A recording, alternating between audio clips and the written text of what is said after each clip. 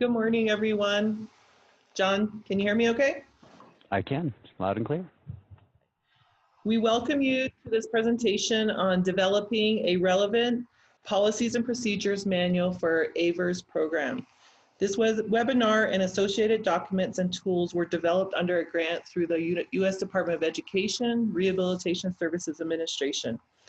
Dr. Lee Gasioma and myself are presenting live from Flagstaff, Arizona on NAU campus, and Wayne Daigle is on site with the AIVRS program and is joining us through Zoom.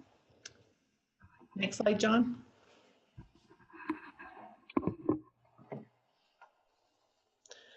As part of federal funding, the AIVRS program must develop and maintain written policies regarding the provision of VR services.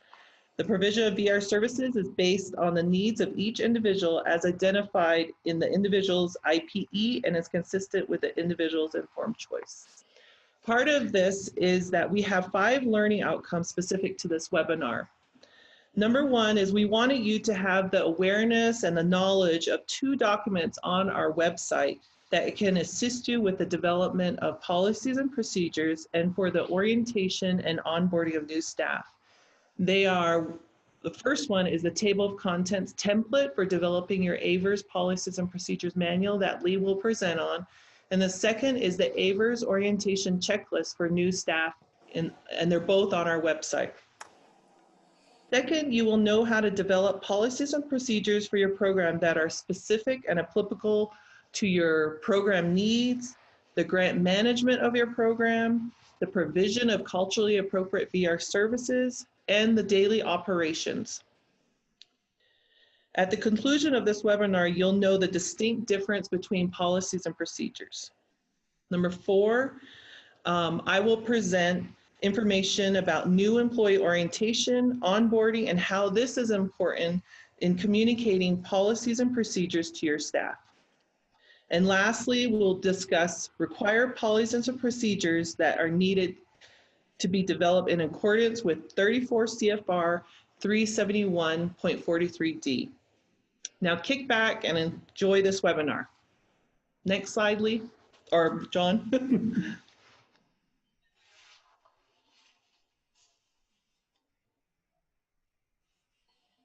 It's me, right? Mm-hmm. Good morning.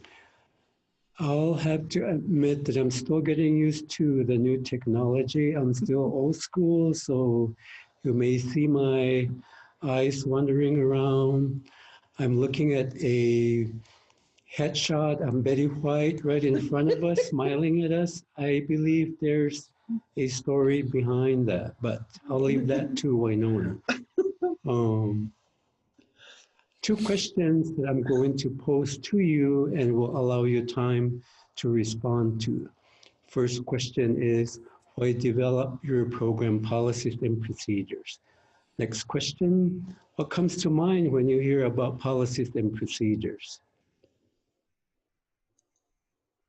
Please type your responses in the chat box.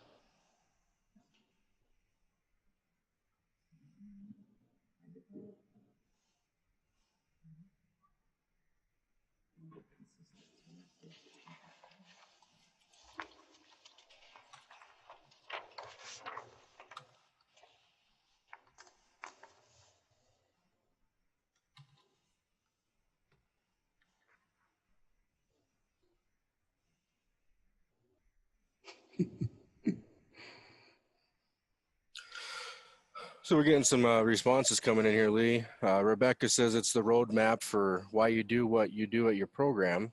Mm-hmm. Sharon's telling us that we provide consistent services to those in need. Christopher, he states that he thinks most people find the subject dull. However, he personally likes reading the PMPs.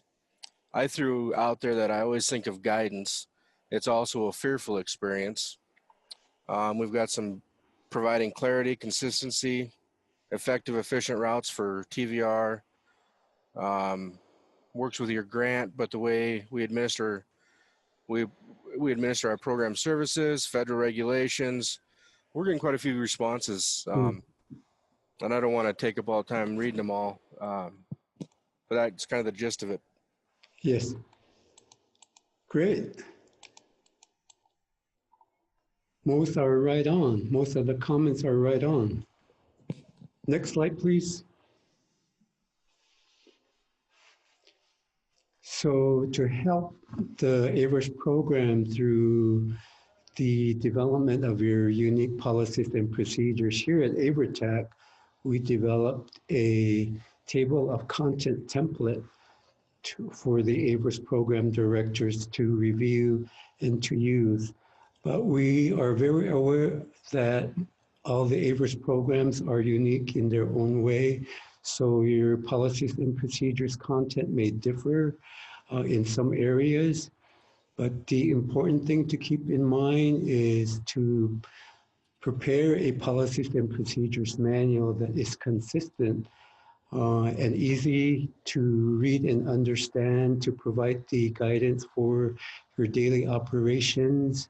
We suggest that the program directors make it a habit to review the policies and procedures on an annual basis, perhaps as part of your annual strategic planning. This may also bring to your attention the need to determine whether or not there is a need to revise or update any of your policies and procedures, not necessarily revising your complete manual, but sections of the policies and procedures. So here, up on the screen, we have a copy of the table of content. Please take note that this is purely a recommendation and that we are not asking you to revamp your policy manual completely. The outline provides a guide and reference to use as you develop certain sections of the policies and procedures, starting with the program purpose and goal. Also taking note of the AIVRS program purpose statement, following that by your program mission and vision statement. Section 2 has a list of regulations applicable to the Tribal Voc Rehab program. This is simply for reference purposes. We are not asking you to copy and include these sections in your policy manual. But it's important to become familiar with this set of regulations that govern the Tribal Voc Rehab program. Following that, item 3, this is the section that we will focus on later on in the webinar. And we're very excited to have Kristen Reinhardt Fernandez, our RSA project officer, participating in our webinar today. And we will invite her to join us for this particular section of the webinar. I didn't know if you wanted to. John, can you move up the, or is that? That's on our website. Okay, Yes, go to our website. Okay, following that, section 4 is an outline for the VR process from referral to case closure. We think that this is the meat of your policy and procedure manual. This is outlining the specific policy and procedure to be used by the program staff in the provision of VR services for your consumers. Here we also recommend that as you develop your policies and procedures, you include your program forms that accompany the VR process. Later on, we will take a look at the VR process and determine where each section of the VR process is included. Item number 5, the VR services. Here we're making reference to Section 102B of the Rehab Act in reference to the development of the IPE, Section 103B of the Rehab Act regarding the listing of program services that you may offer and provide for your consumers. Here we make a special point to point out that the traditional healing services It's not a part of Section 103B. It is included in the 371 regulations for the tribal voc rehab programs. Item number 7, we've noticed in the review of policies and procedures that some programs include a section on program ethics. And oftentimes we also read information in reference to the code of ethics for the certified rehabilitation counselors. And we need to make sure that there is a clear distinction in the differences between a tribal voc rehab ethics and the use or reference to the CRC Code of Ethics. John's showing where it is. So while John pulls up this other stuff, I want to acknowledge that August and Sonia are also with Kristen to join in on the presentation today. So welcome and thank you for joining us. Okay, next slide. Okay, moving on, item 8. Again, in reference to the 371 regulation.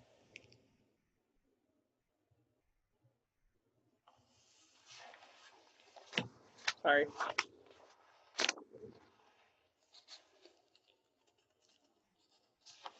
This section of the regulation provides definition for the tribal voc rehab programs. We highly recommend that you become familiar with this set of definitions. Some of the definitions include some examples in the development of policies and procedures. For example, the regulations include a couple of examples in the development of maintenance policies and procedures. Item number 8, appendices. This is where we suggest you include your program forms that is referenced that are in alignment with your VR process. Next slide.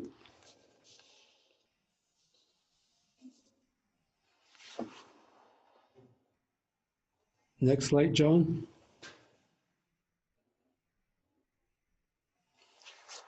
At this time, I would like to invite Kristen, August, and Sonia to give us some preliminary interpretation and guidance in the development of these 5 policies and procedures.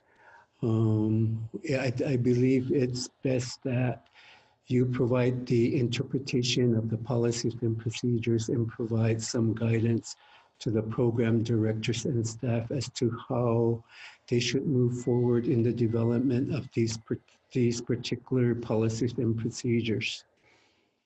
Kristen and staff?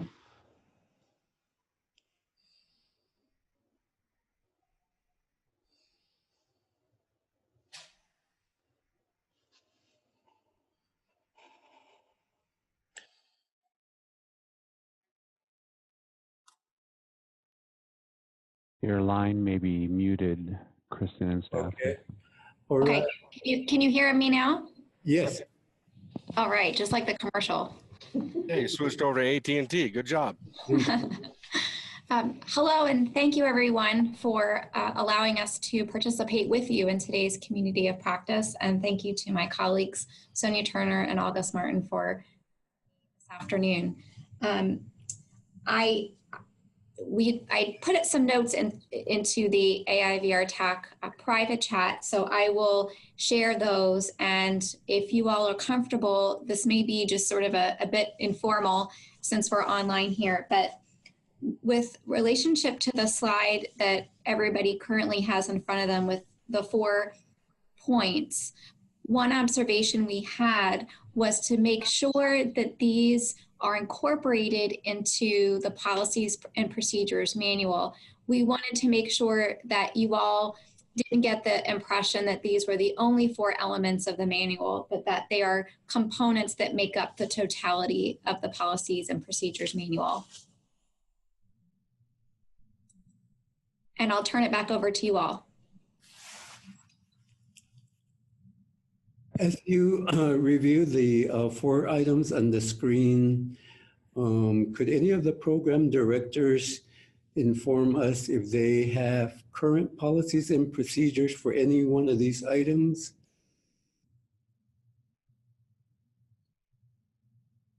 Another question I pose to the program directors is, with RSA on the line, in your efforts in the development of these policies and procedures, is there a need for interpretation or guidance in the development of these policies and procedures?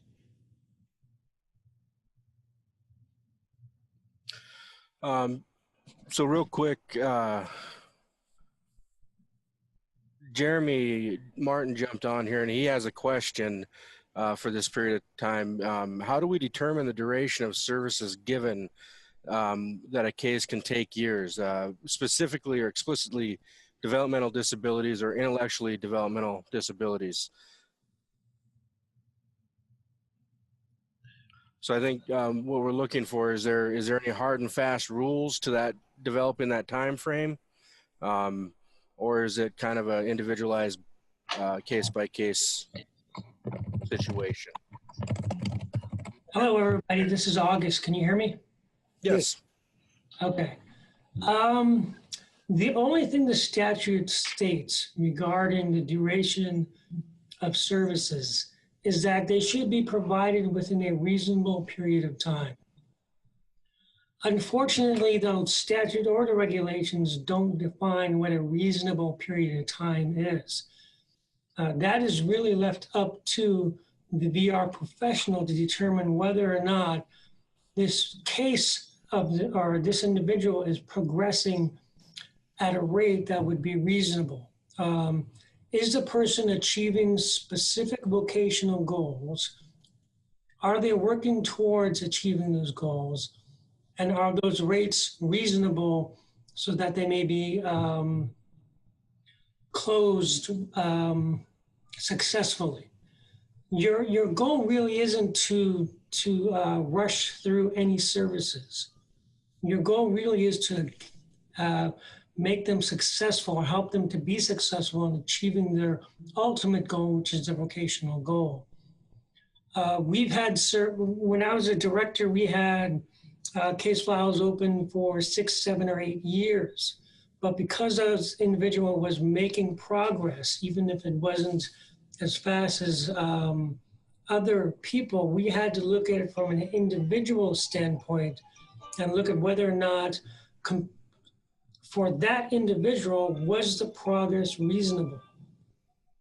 So there really aren't any fast and quick rules regarding what a duration of service should last. It really should be left up to the professional judgment of the VR counselor, the VR director, to determine whether or not the vocational goal is progressing, if they're progressing towards that, or if they need services that are determined to be more extensive than what Voc Rehab can provide. So we just truly leave it up to the professional judgment of the VR professional.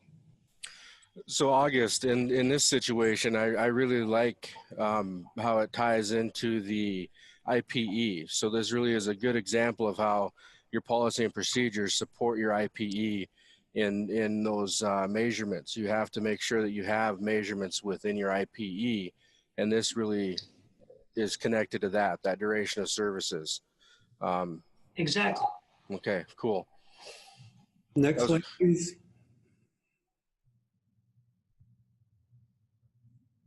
Next slide, please.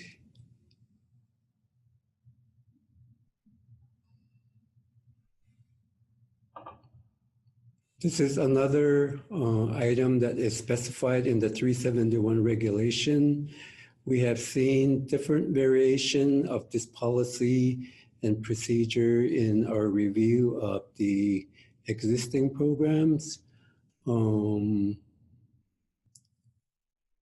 And here again, August, if you could provide some clarification or interpretation of these requirements for the program directors.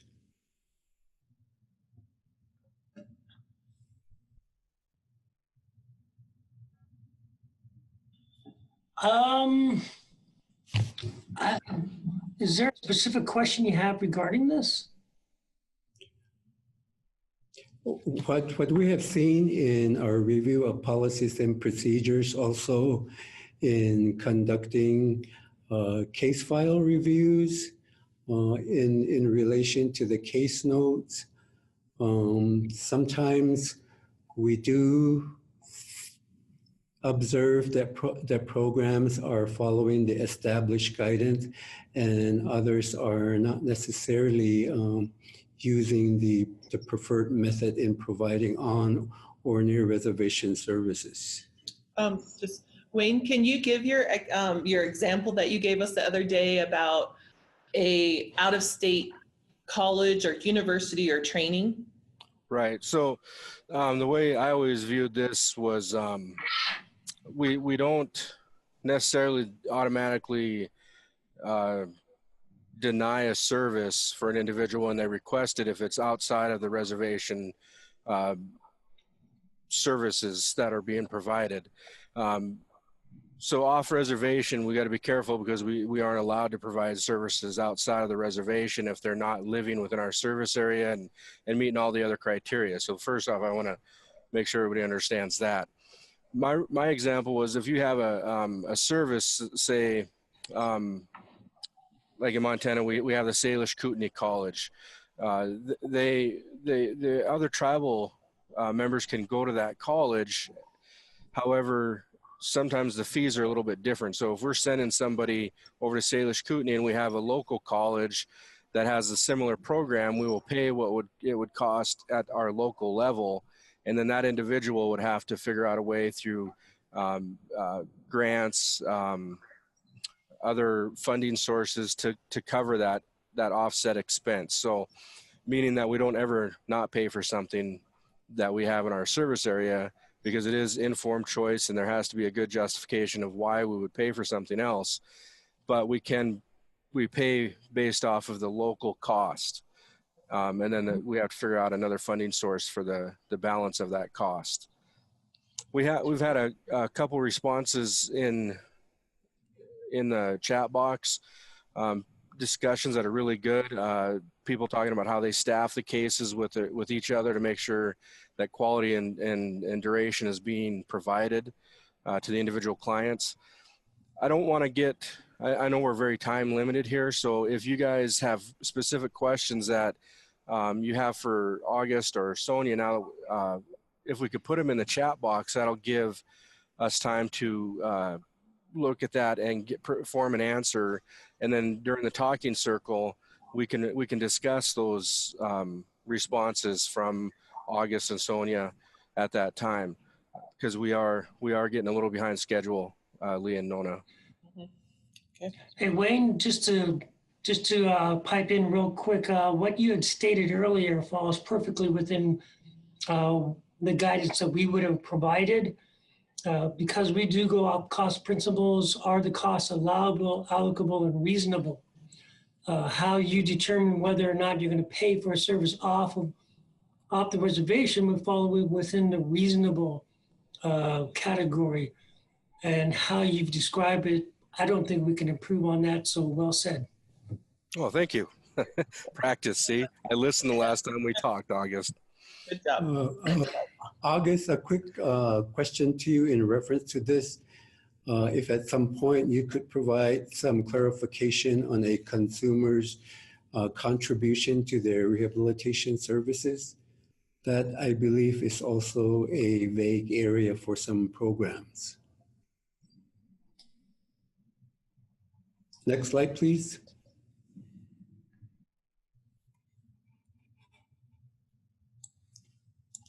Okay. I also want to point out that we have seen different types of policies regarding the establishment and use of a fee schedule. We've also had conversations in our previous webinars that the trouble voc rehab programs are not to set thresholds on the consumer services. So here we have seen different versions of a fee schedule. And one of the questions that I have posed to my team here is I recall reading a regulation, if I'm correct, is that the tribal voc rehab fee schedule may be developed comparable to the state VR agency. And here again, we need some clarification.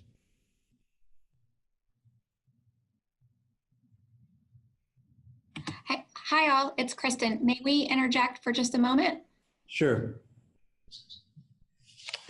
Excuse me, this is Sonia, pardon my voice. We don't recall any such regulation that states that the tribal VR programs have to have comparable fee schedules to the state VR agencies. It's got to be what is in your area. You have defined in your application the area of service that you're going to be doing. And what becomes on or near the reservation is up to you all. And so if it is off reservation, because you don't have the services on the reservation, it's got to be whatever that fee structure is. And it may be entirely different than what the state has to offer. So we go back to what August had talked about it being allowable, allocable, reasonable, and necessary. And if it's part of the IPE, then the fee schedule cannot be set up for the cost to be too high or too low. It's got to accommodate what is necessary in the individual's IPE. And this is August. Let me go ahead and add to that. I agree with everything Sonia just said, but let me add to that.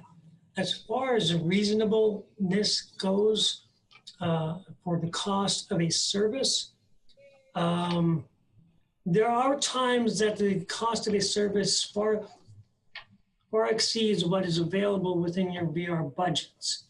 And so we do recognize that if you have a cost of a service that goes beyond what is available out of your VR consumer service dollars, that would fall outside the realm of reasonableness. So we're not looking for you to, although a fee schedule doesn't necessarily fit for this program, if your tribe does have one, that is up to them. But as you state in your slide here, we do not put a cap on the amount of money that can go for any individual service. What we do allow you to do is through our regulations under the cost principles under reasonableness, if a cost goes beyond what your consumer service dollars allows, then that would be considered unreasonable. And they would need to be either referred to another service that can provide that for them, or comparable services and similar benefits would need to be sought specifically for that service. But I do agree, as far as your slide is concerned, that really a fee schedule is not necessary and may not fit for this program. So August, with that in mind, I was always under the impression that we get into a situation like that, we start looking at what the local resources are. Let's say IHS, what is their cost? We also can compare to the state Medicaid rate for our service area, and because Medicaid rate is usually substantially lower than what other insurance companies pay. So is that an option that we could look at those other areas to kind of give us a general outline or guidance on service cost? Yes, you can definitely take a look at those things. And as far as your consumer service dollars go, you can also take a look at if you pay for this service, which is maybe extensive, $5,000, $10,000 per service, will you still have enough money to adequately provide services to all your other eligible individuals that are being served? If the answer to that is no, then the cost may not be reasonable. Right. Thank you. Next slide, please.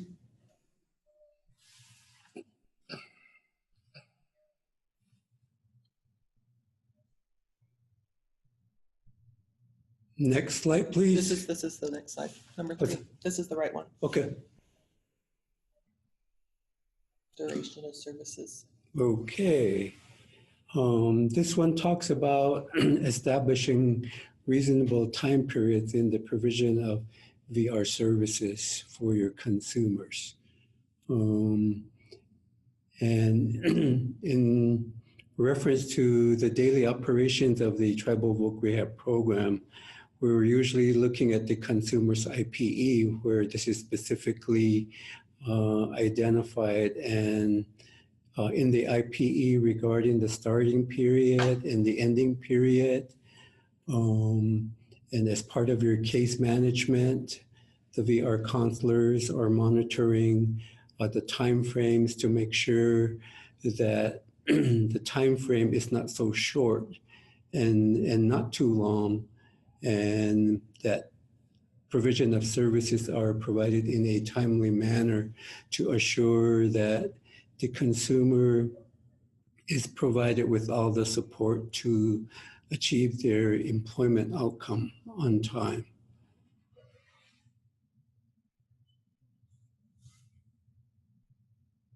August. Next slide, please.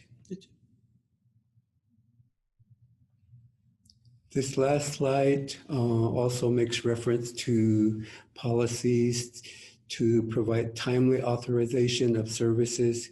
Here again, making reference to the IPE in the development or in identifying the consumer's need for services to achieve their employment outcome.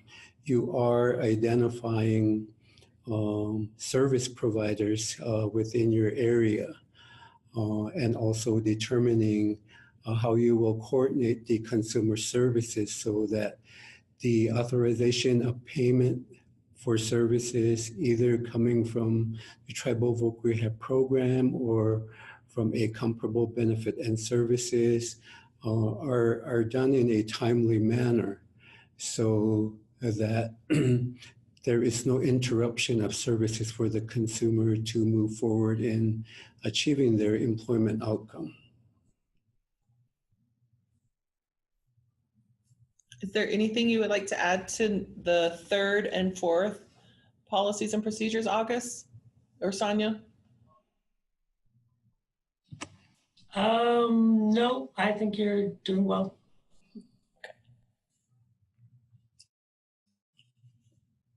Okay, next slide, please. So Daryl posted a question for August and Sonia to kind of mull around.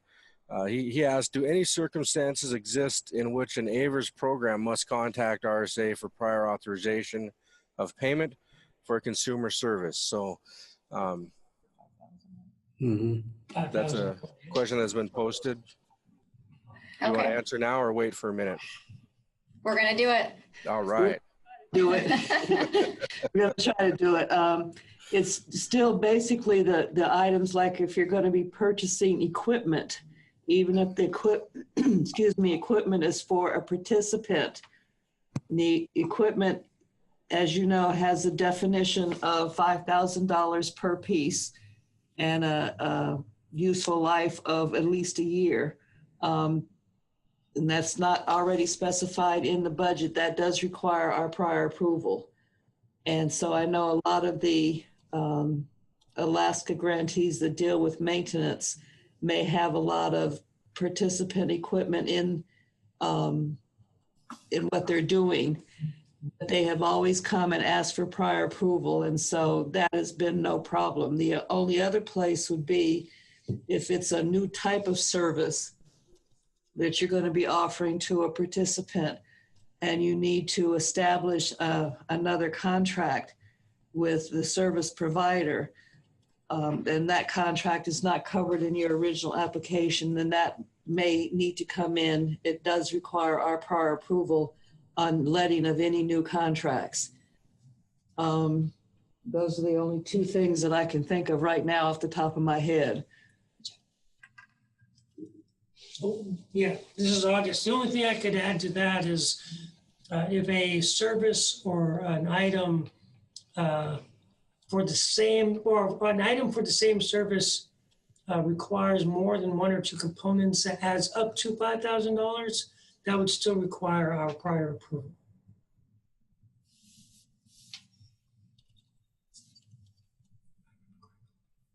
Okay.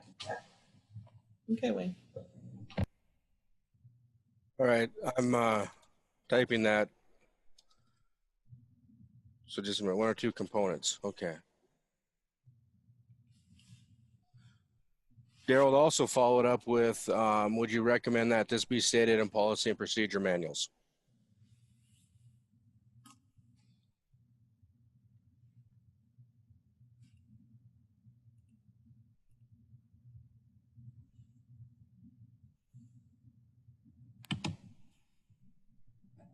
This is RSA checking in. Did we need to answer something? Daryl just followed up with a question. Would you recommend this be stated in policy and procedure manuals? Oh, okay. Sorry, we got lost there for a moment. That's right. I didn't direct that question very well. No, that's okay. You're doing great, Wayne. Yeah, absolutely. Yes. Yeah, it definitely should be included as part of your policy procedures manual, but you also should vet that with your tribe's policies to make sure that they're in agreement. Okay. Federal standards are a minimum. And so, say, for example, a piece of equipment costing $5,000, but if the tribe has a lower threshold, then that might require prior approval. You have to go by the tribal policy and not the federal policy. The federal policy is the minimum. Okay. Thank you for that clarification. Okay, you're welcome. If you guys want to draft something up, we can take a look at it and respond offline.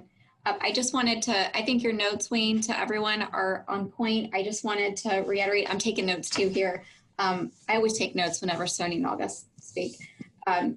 For the equipment, I just make sure that we're clarifying that if it's not specified in the budget, it requires approval. And that's also true for the new type of service. So also go back to your initial application so that you know what you may have requested in advance and what, if it's not there, check in with your respective RSA project officer. And even if you're not sure, sometimes it's always good to check in.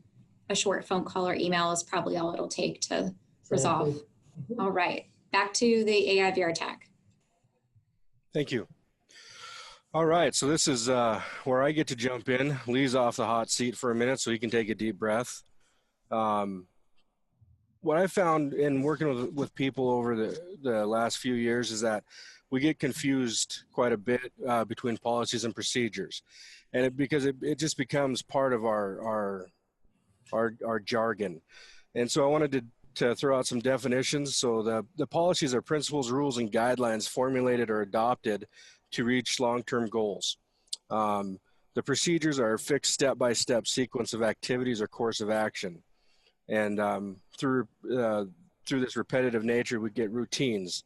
I like to compare the procedure with the VR process. It's step by step. It's fixed. It doesn't change. We have the criteria to become eligible, and then we have to look at what's allowable and unallowable cost of services. So, for me, that process is very much a fixed routine now. All right, John. Next slide. So I get to talk to you about how we develop policies and procedures, and one of the styles that I've seen and also participated in was running around your office wildly, dropping on your knees, praying for policies and procedures to magically appear. I know several people that do this outside of VR. It doesn't work outside of VR or in VR. So what we're going to look at is some starting points. Where do we start? Are there any current policies and procedures? We got to look at the CFR, specifically 371. And this is where I'm going to ask for RSA to jump in and do some clarification for me on the 361 stuff. So if you can clarify that for us. Thanks, Wayne. Thanks for jumping in. You knew us too well. Yes, we need to resolve. I'm going to turn it over to Sonia. It's only 371. 361 does not apply. And let me clarify, in years past, before the 371 regs were revised, we did have references to some places in the state VR regs. But what they decided when we revised the regulations in 2014 is that anything that needed to be covered in the TVR regs, we would put in our own regs and not have any reference to the state VR regulations. So there is no need for anybody to look at 361 or any of the other regs that apply to the state agency and their various programs. Everything that covers TVR is in 371 and only 371. Okay. So in the language, and this could be the previous language where it talked about the AIVRS programs will provide comparable services to state programs. Is that all covered under 371 now? Yes, it is. Okay. Okay, Any additions, or are we good? You're good. we're good. Thank you. Okay. The other place we want to look at, as August mentioned earlier, is your tribe, and talked about, and Sonia talked about, you know, federal being the minimum. Maybe your tribe has more restrictive policies that we have to look at. And then we look to the other AIVRS programs in your state.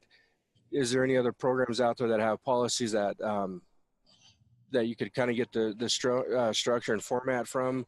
And then if there's nobody in your state, is there any other AIVRS programs in the 88 family members we have? So I'm really about not recreating the wheel when it's already created. We have to individualize the policies for your programs, you know, for sure. But the structure and the formats, if you find one in your state that works with you, or you're another AIVRS program that you like and it flows, then you can individualize it for your program. Next slide, John. And we got some key points to consider when we start developing these things. And for me, it's always about protecting your program.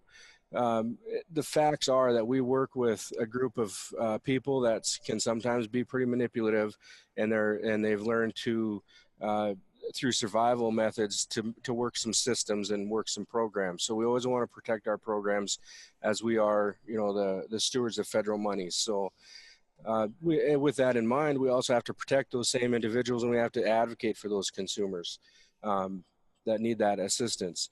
We have to meet federal, state, and tribal expectations. We want to make sure our program is running smoothly. We follow our VR process and it's flowing smoothly, and that all of your staff have an understanding and knowledge of the policies and procedures. Next slide. So we're going to look at some content and structure of these policies and procedures. We have the title. We want to use unique and descriptive words. Avoid the vague titles. We want to know what we're talking about, not what we could be talking about. We want to make it as brief as possible, but still capture and be descriptive all of the purpose. And we want to avoid including phrases. So when I start to develop a policy, I really look at it as a work goal and an IPE. We don't want the service listed as what we're going to do. We want the job title. And that's what we're looking at in the policy and procedure as well. We want to know exactly what we're doing. We have to have the effective date, and you can include a contact person on who to ask questions about regarding these policies. Next slide. And so here is an example of just the heading, right? So we got our AIVRS program, your address, your city, what it is, and then this situation is payment for services. We have the effective date, policy number, and the procedure revision and date of policy, and when we're going to review it. So this is an example that we threw up here for you guys to look at. Next slide. Then we have the introduction. And this is just where you introduce it. You talk about the policy's purpose. You have the policy statement, what it means, and you can divide it into subsections if you need to. And then you have your resources, and that's usually in a separate link. I like one step further in my structure, because I guess some people say I'm a control freak. I disagree with that, but that's because I like to control the situation. Anyways, lame attempt at a joke, sorry. I always put in the procedure part, and it allows the staff that I'm training to practice the policy. And so that's where I kind of end my presentation, and I wanted to leave it at that point because now we're going over to Nona, and she's going to talk about how the policies can help with new staff. Next And slide. if you guys have any questions, sorry, I didn't mean to interrupt you, Nona. Please put it in the box so I can respond to it. Oh no, it's still you.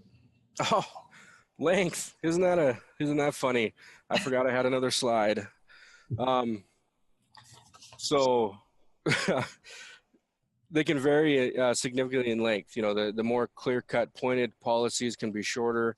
When we get into, you know, some of the medical service provisions, those policies end up being a little bit longer because there's a lot more involved in that decision-making process. We just want to keep it, you know, to length, the easiest length to answer the question, I guess, is the way to answer that. And as a general rule, the shorter the policy, the easier it is to find and retrieve that information. I've also found when you're training as a new person, you're reading the policies and procedures, the long ones have a tendency to lose you. And I always try and keep them short so people like me can remain attentive to the policy and what I'm learning. Let's try this again, Nona. Next slide. Okay. So now let's talk about communicating those policies and procedures to your staff. So as many of you know that I've kind of gone through several positions in the last several years. And I came from a job that I was at for almost 13 years in an institute at our university. And then I went to another office on campus. And then I left that job and went to an entirely different institution. And during that time, I became very fascinated and interested in how programs or departments or institutions implement their onboarding practices to new staff. It's just something that was that I became very interested in. And so onboarding, let's go through some definitions first, but onboarding, according to the Society of Human Resources Development, means the process of helping new hires adjust to social and performance aspects of their new jobs quickly and smoothly, and learn the attitudes, knowledge, skills, and behaviors required to function effectively. It also means getting a new hire the tools and information needed to become a productive member of the team. Orientation is different than onboarding. Onboarding is a part of the process. It's where new employees learn about the organization or the tribe specifically and their job responsibilities. They are to get you on the payroll, sign up for benefits, and to give you a brief overview of the work culture, products, tools, and values. Next slide. So basically, in a nutshell, onboarding is a series of events that includes the orientation that helps them understand how to be successful in their day-to-day job and how their work contributes to overall tribe and program. Orientation, which is one part, is a one-time event welcoming them to your program. And I really like this picture. It's welcoming the staff member to the team, welcoming them to the college or wherever, but it's bringing them on. And so that's what we're going to talk about, is how do you do that? Next slide.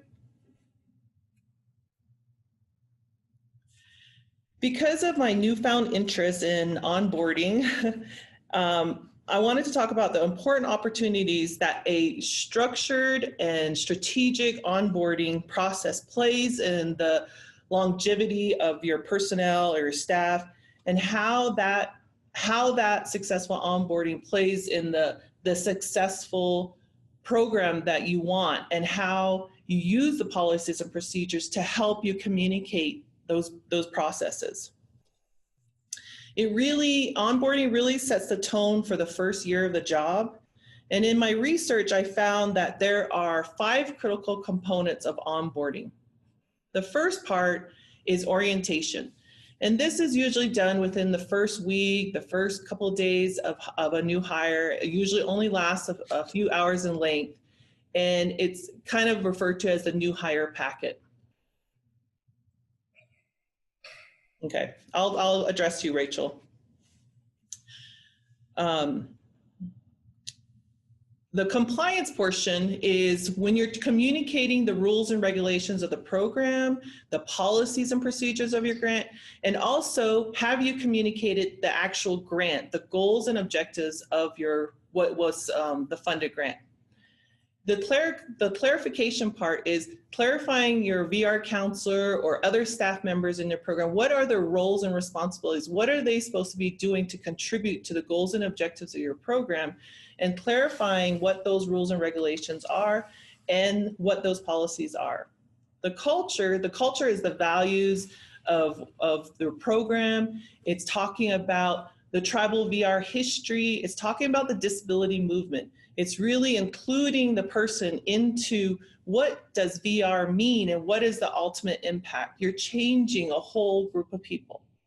The connection part of onboarding is bringing that new staff member and developing a buddy system, if you want. Developing a culture where they feel included and they can contribute to some of those ideas to the tribe and to the program. Next slide, please. Now let's talk about the long and short-term outcomes of onboarding. The short-term outcomes is the new employee adjustment. That means self-efficacy, meaning that the person feels comfortable in their job performance. The role clarity is how well does a new employee understand his or her role and expectations. And that's where you kind of tie in the policies and procedures. Are they aware of what they're supposed to be doing? We talked about those 4 areas, part of the rules and regulations for AIVRS programs in developing required policies and procedures. Are your staff member aware of those 4? Are they aware of the $5,000 threshold for equipment? So those are all the things. So that's why policies and procedures are really, really important during the onboarding phase of a new hire. Again, social integration is including that person in and having that buddy system. The long-term outcomes are the attitudes and behaviors of someone. You know, we want higher job satisfaction, that they have a level of commitment to not only the tribal VR program, but to all of VR, the mission of VR, and also the tribal infrastructure. You want low turnover. We want someone who's going to stay there for a long period of time. Maybe they move their way up into the program because we want them to stay there. It's a hard job what you guys are doing. And then the higher performance levels. Are they going out there? Are they doing all the things? Are they advancing and meeting with employers and developing training programs out there for people who can hire individuals with disabilities? What are they doing to kind of further the tribal VR capacity? Career effectiveness, and of course, we're all wanting lower stress in our job. Next slide. So part of one of the tools that we have on our website is an AIVRS orientation checklist for new staff. This is used with several programs that right now, but it's something that you can download, you can adjust it, you can, just take what you have and use at your free will. The first top portion of it is kind of a checklist of a onboarding where you're talking about, the office, the building, the department tour. But on this list, if you go to scroll down, is the AIVRS policies and procedures, the tribal policies and procedures, human resources policies and procedures. So each one of these things, if you look at it, this is not all going to be done in one day probably. It's probably going to take longer. And I think that's the difference between orientation and onboarding. Is orientation is all done within that short period. Onboarding is a longer spell. It can even take up to a year time to get a staff member completely trained and skilled to provide the services. It's more of like an HR. Next slide. The second part of this is very specific to VR. What do you want your new hire to have? You want them to be aware of your mission and your vision and the purpose of AIVRS programs. You want to really delve into confidentiality and ethical standards and informed choice. You really want to talk about traditional healing and what your program can do, and the services that you can provide. And then you're going to talk about the VR process. So each one of these is not going to be done within a short period of time. It's going to be a long process. And as I told you before, when I was going from job to job, it was very interesting that some parts of my job felt like I needed to know everything within a week. And then there's some parts of my job that I needed to go to training. I needed to go to a conference. I needed to, have training by the person that was assigned to me to make sure that I was moving along in my job. And so these are the parts that you're going to probably delegate out as a director, or you're going to have them go to the KNAR conferences. Are they going to go to state VR training? Or is there that buddy system within your program, or is the director going to provide this stuff? So can we go to the questions? I see Wayne said there was something great. Is there something that you wanted to point out, Wayne? Yeah, Rachel had a question. Rachel Allen had a question about, is it recommended that the PMP be included on the program or tribe's website if there is one? And I would say yes to that. I mean, I don't. What do other people feel? Is there any other feedback on that? And then Christopher stated that he had used the checklist and he really liked it because he's able to compare to his own checklist and find a few things that he had not thought of. That's great. Yeah, if there's any, go ahead. This is Michelle, and I was just gonna say that I really like the whole buddy system, and part of that is that I meet with the person, but then I also have them shadow the different counselors for like a week or two with each counselor, so that way they get a good understanding of how different people run a caseload, because we all do it the same, but we also all do it a little bit differently. And I think letting them have those different perspectives to kind of look at and think about really helps. And then it also gives them somebody that they can go back to and ask questions to later on. Michelle, you bring up a great point with the multiple buddies, or the opportunity to see different styles. We all have different styles, and this whole thing is designed to not be a 1 or 2 day deal. It can be up to a 3-month period. I mean, it can really take some time to learn this stuff, and we all know that Voc Rehab is just a wonderful world of gray.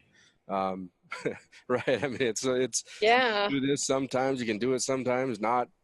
So the learning curve is about 90 degrees. So, being orientated to the mission and the vision and the purpose of what we're doing, it can take up to 3 months or longer at times for these people, new hires, to really feel comfortable. Absolutely. And then that also gives them lots of people to ask questions to, because, I'm not always there, or I don't know everything. And so they have the opportunity to kind of form a relationship with other people on staff that are seasoned counselors. Right. But what I would add to the conversation is also looking out for your non-native employees, making sure that they are introduced to the community. They are given some orientation on the tribal culture, the leadership, how does traditional leadership affect the programs. I can say that some programs in New Mexico, their tribal leadership is consulted for various reasons in the design and provision of services. So sometimes it does make a big difference to be fully aware of what the acceptable protocol is to behave at work, as well as proper adequate use in the community. Yeah. So with this orientation checklist, you have the employee sign it and date it, and it's given to the employee that they have the tools, they have the information to do their job effectively. And you're constantly learning, learning new things. And so part of the policies and procedures, so I wanted to step back about the onboarding actually. So when I went to, because I had been at NEU for a long period of time, and thinking back, I kind of thought about maybe a tribal VR director that has been in their position for a long time, 20 plus years, 15 plus years. And me going to another institution, I had never experienced an onboarding like I did at the University of Arizona. And so I was given an agenda, I was given a checklist, I've given an online boarding and a paper onboarding. And every single day was assigned everything that I needed to get done to learn about my job and learn about the kind of the values of the University of Arizona. And then I needed to learn about health sciences administration and how what the ultimate goal of X number of grants that were going to be submitted through health sciences. And so every single day I had something that I needed to learn, I had to be aware of. And then my buddy that was hooked up with me, we discussed that. And so every single day I felt more and more comfortable with my job. And then it became, here are your tools, here's your, what kind of software you're going to be using. And so it really was a good 2 months of onboarding before I was able to actually finally go out and be socialized the social integration of onboarding, where I was at, okay, there, now you can finally go meet with staff. But the person, my buddy, actually went with me to the departments that I was working with. And so by the time within 3 months of onboarding, I was, sent to fly. And it was a really fascinating process that I've just become very interested in. Was there a question out there, Wayne? Oh, just Daryl stirring the pot. Okay. He's asking AIVRS programs, what are the internal tribal procedures that AIVRS programs have to follow when revising and adopting policies and procedures? For example, does final approval of a manual stop at the AIVRS director, or does the manual have to go before the tribal council for final approval? Just curious to know what that process is like for some programs. So if you guys, any directors want to respond, that'd be great. Or you can just type it in the box and I can talk about it.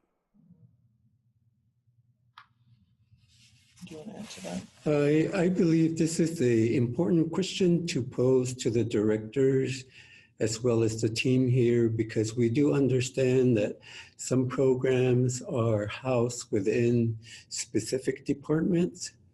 Some programs are housed in tribal colleges. So the line of communication or line of command may differ from one setting to another. The other thing is also making sure that in the development or the revision of the policies and procedures that the tribal directors determine whether or not this will require a full council review and approval. We've experienced with some tribal voc rehab program that the tribal legal council has also been asked to review the policies and procedures before it's presented to the tribal council. So it varies from one tribe to another. So Kimber Olson is responding to Rachel and also to the PMP question. She says that it would be a hard sell to our administration to put it on the website. And I think a lot of tribes are the same. They want to keep that website pretty clean and to the point of offices. Maybe a link. She thought that'd be an easier sell.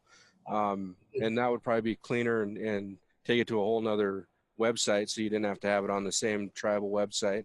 And then they have to have all their PMPs approved internally before they can become an official document. Mary Maruvia is telling us that the tribal administration and tribal council, they submit their manual to them when they submit the grant. So they have the opportunity to review it all through the process. Shelley says they have to have the executive director's authorization and signature. Coeur d'Alene, they have a committee that meets monthly, and when it's updated, it's presented at the meeting. And then Mary also has a comment about, I don't request to place the staff manual on the tribe's website. We have a version for applicants and clients. So that's interesting also. We've also run into programs that didn't have that separation, and so that created some confusion initially for staff and for consumers. So it's a good idea to have, you know, those versions for applicants and consumers away from your staff policy and procedure. And the way I did that when I was a director is we labeled it clients' rights, and that was their outline. And I had that same version in the staff policy and procedures as well. Because when I wanted to protect both the program and advocate for our consumers at the same time. Yeah. Thanks for those responses. We have, and Kimber just stated, we have ours separated too, and I feel it like it really helps so that participants have a good understanding of their rights and responsibilities. So there's a lot of good ideas coming. Yeah, and that's important to have, like the consumer handbook and what they should know and what their rights and responsibilities. And the policies and procedures are, yes, specifically for your AIVRS staff and communicating between the supervisor and the counselors and the other staff on the VR team, but it's also a way of communicating with the bigger tribal infrastructure. So if anyone in finance or somewhere else in the tribal infrastructure are interested in how things are run within the tribe, they use the policies, or you can use the policies and procedures to answer those questions, that you do have policies and procedures. So all of this is really important information. In conclusion, the effective and clear policies and procedures will aid in the process of new employee onboarding and orientation, and vice versa. During this process, be patient. Good onboarding takes time. Like we said, it can take 3 months, 6 months to a year of a good orientation to go through all of these things that you want your employee to have. The orientation is what happens within that first couple of days of a new hire. So I'd like to ask Wayne and Lee maybe a little bit about what their experiences of policies and procedures are. I know Wayne has written some policies and procedures for a program that he worked with, and now he's helping tribes with their policies and procedures. And same with you, Lee.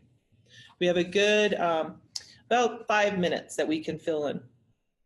What comes to mind immediately for me is having a good set of policies and procedures does definitely affect your staff commitment to your program mission and vision statement, but more importantly, it does address the longevity of the staff itself.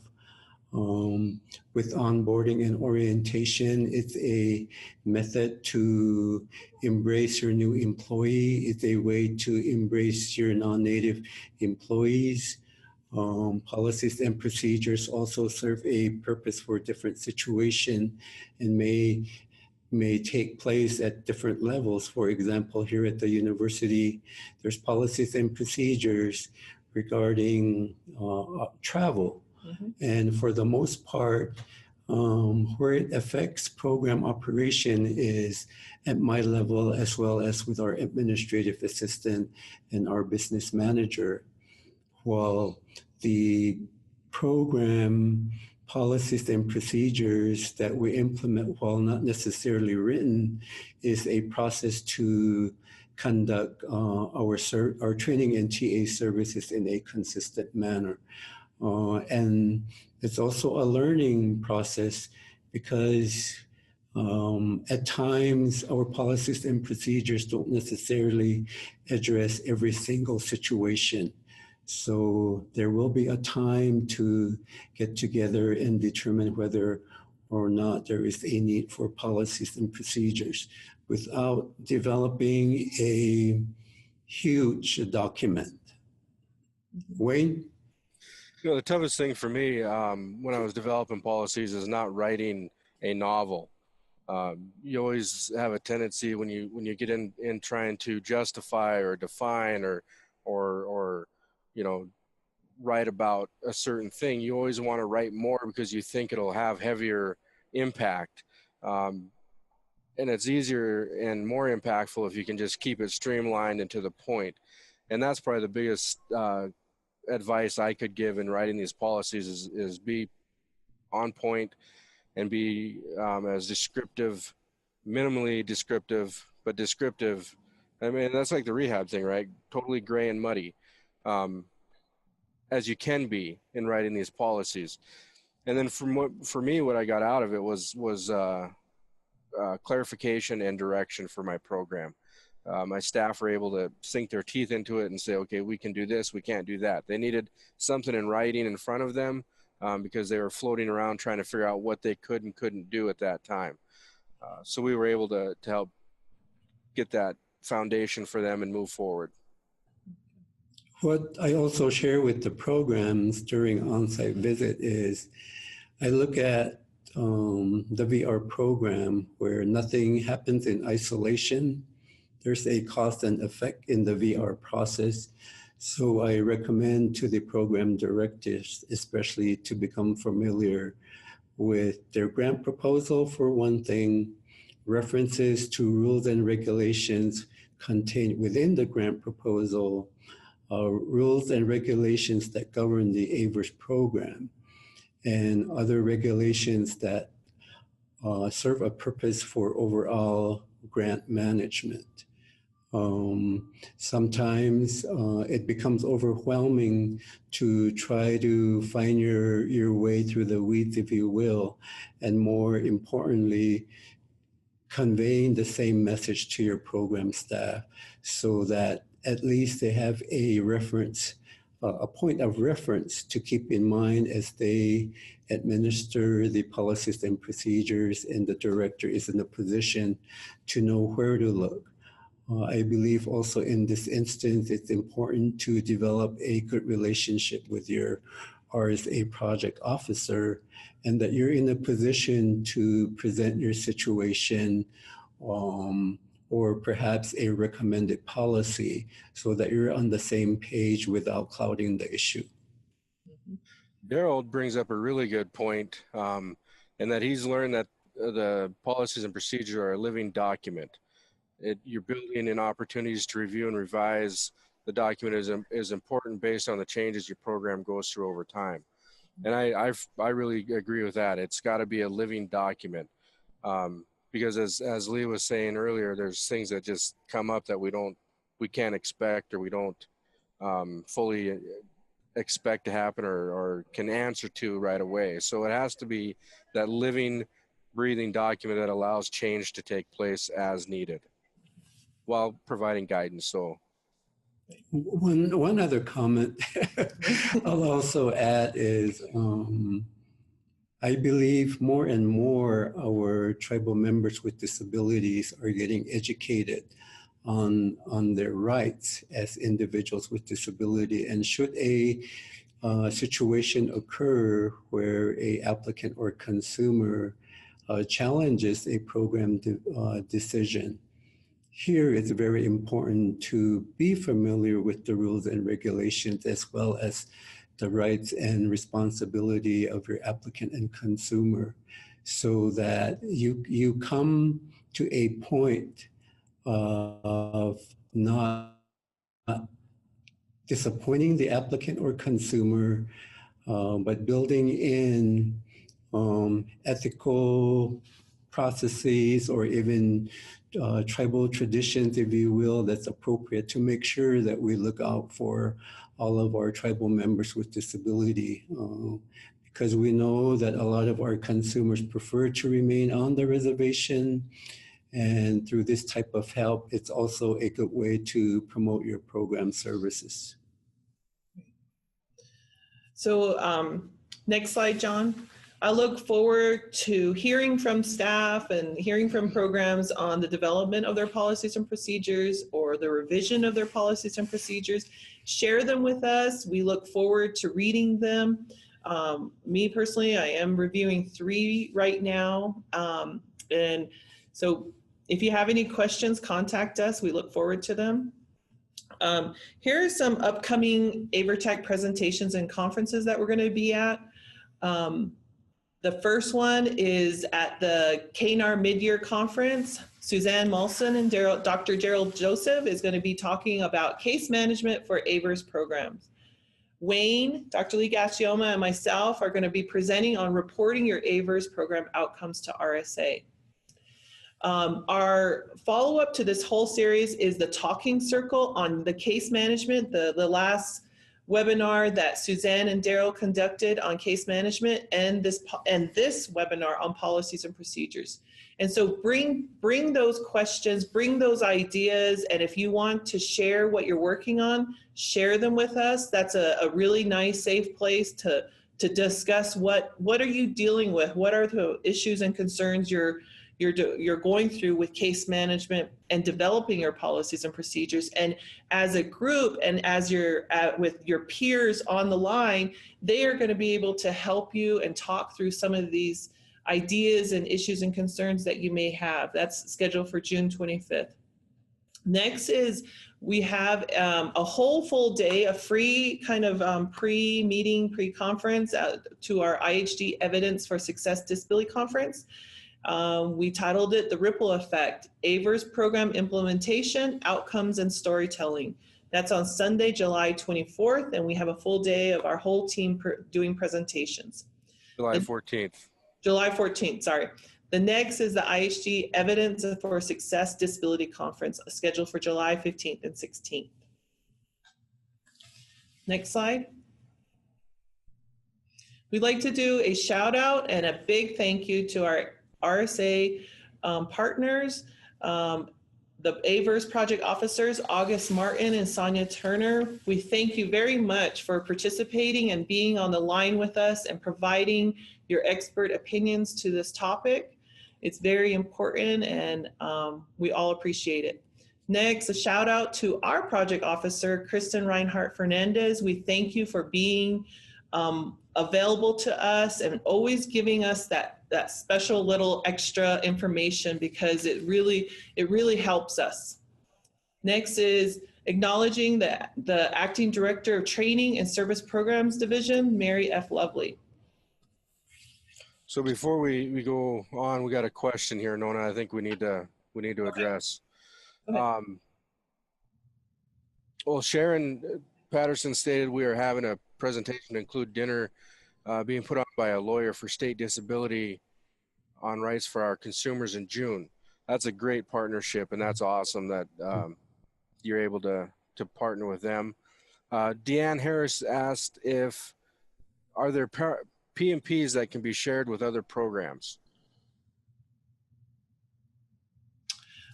At this moment, I don't, I believe KNAR might be setting up a place where they're able to have kind of a collection of established policies and procedures. We can follow up with the Lenore on that. I think it would be really nice. We kind of have a file here, but they're, I don't know if we have any final policies and procedures at this moment, do we? Not at this point, and the examples that we do have here is for our specific use only and not for public dissemination. We would like at some point is to have some examples on our website. It will just require some approval from the programs and stuff, but we look forward to within the next year to have more examples available to you. But as a group, we are each one of us on our team are reviewing policies and procedures for programs, and we're pretty excited about that. One other thing to share with you is that the early bird registration for our July 2019 conference has been extended to June 14. So please visit our website. Email invitations have been going out. So make sure you make plans to attend our July conference. Also letting everyone know that our new newsletter was also issued last week. Thank you, Lee. Thank you. So if there are any other final questions or comments, we do have a good 6 minutes that we have that you can share. But in the meantime, John, can you go to the next slide and talk about the survey? And then we will leave it up. We will be available for the next 7 minutes. Hi, everyone. I'm going to place the survey link into the chat box. If you could follow this link and give us some feedback about the presentation today, that would be great. Otherwise, I'm going to sort of move right over to the next slide. Thank you very much. Okay. So I want to remind everybody to please type in your questions if you have questions right before you leave. We're going to be looking at this for the talking circle. We want to have a really good discussion with everybody that's been participating in these webinars. So, you know, bring those troubling P&P questions or even your policy and procedure examples to that meeting so we can chat about it and provide some on the site or on the dime, whatever you want to call it, support. I do want to back up real quick because I skipped Carol. I just realized I didn't talk about her comment. Okay. She stated that her policies are reviewed by our tribal legal department and then tribal council during special meetings that we request. Mm-hmm. So I want to make sure she was heard. Mm-hmm. And I do know that some programs have mentioned to me that they can't use the word policies and procedures. They use it as program guidelines, and that's perfectly fine as well. It's whatever the tribe has or wants you to do. Does anyone have anything to share about what they're going through on policies and procedures right now?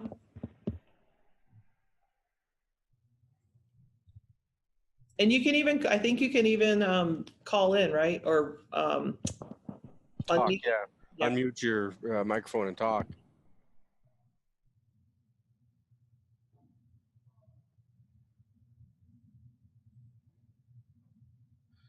Kristen, Sonia, or August, do you guys have anything you want to add in or comment on? Thank you for the opportunity to participate with you all today. We really appreciate it. Good job. Yeah, good job. I would add only, this is just my 2 cents. It may not work everywhere, but the development of your policies and procedures manual isn't just a project director effort. It really should be an entire staff effort. And reason why I say that is when I was a director, I had asked my staff to come into my office. We took an entire week and we went through the policy and procedure manuals, page by page, sentence by sentence, and I would ask them, this is what the policy is it working out in the field? If it's not working out in the field, how can we change it so it does work? And by the time we got done working through the entire policy procedure manual, the program, the AIVRS program that I was a director of was no longer just my program. It became all of our program, and the staff became heavily invested into the program themselves. So the policy procedure manual really is something that the entire staff should take ownership of. And I think once you've all taken ownership in that, it'll really develop that love and the caring that they can have for their own people and spread that out. So it'll definitely make a difference. But that's the only thing I would add to this discussion. And this is Kristen, just to add to that, if I may, with that kind of approach, then you've got something that anybody could pick up at any time, whether you have staff that change positions or move on. It becomes something that, going back to earlier points about making sure that the manual is clearly organized and and thought out using plain, simple language, so that anyone could pick it up and follow along without a lot of confusion.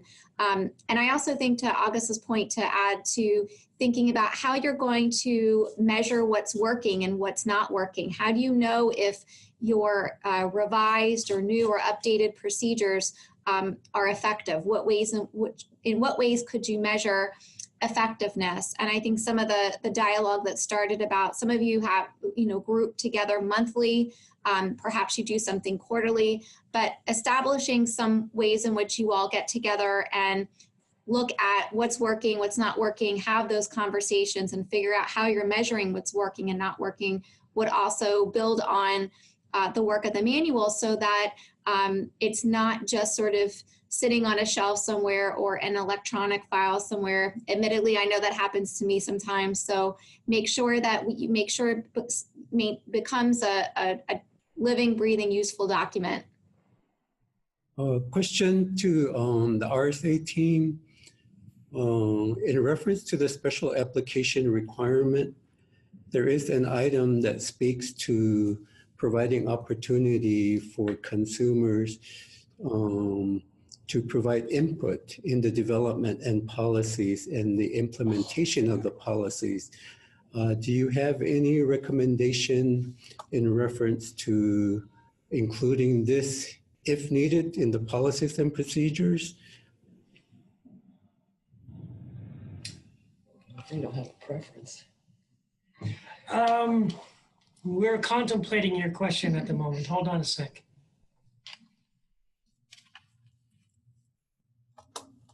We seem to have a little break in our evaluation link. If anything, we will email the link to you all, but it hopefully will be made available. Thought we double checked it, huh? I just checked and it did go through. Oh, okay. So, okay, several people have said that they are able to access it. Can you try again? Yeah, Deanne, will you go back and see if it just timed out? Again.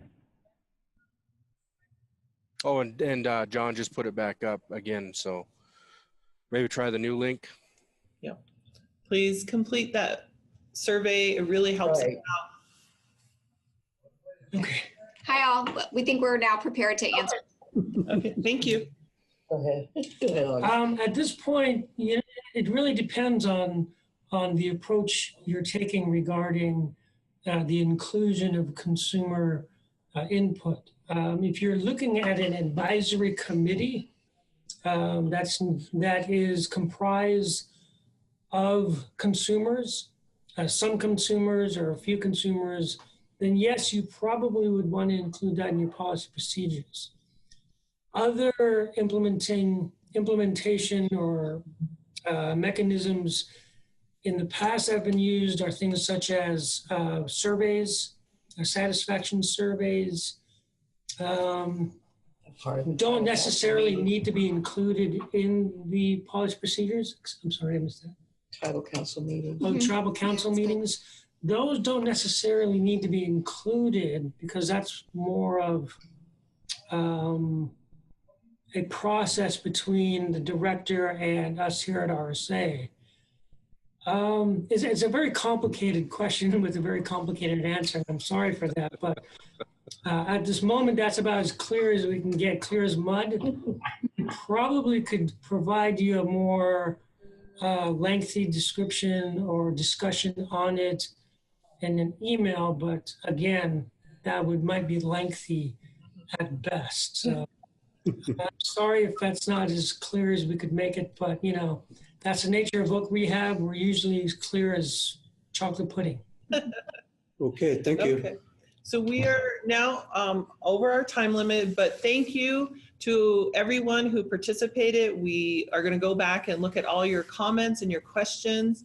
Please join us at our next webinar on the Talking Circle, where we're going to talk about case management and the policies and procedures. So have a wonderful week, everyone. We'll see you at KNAR. And remember, reach out to any of us. If you guys have any questions, please reach out to any of us. Have a good afternoon. Take care. Take care.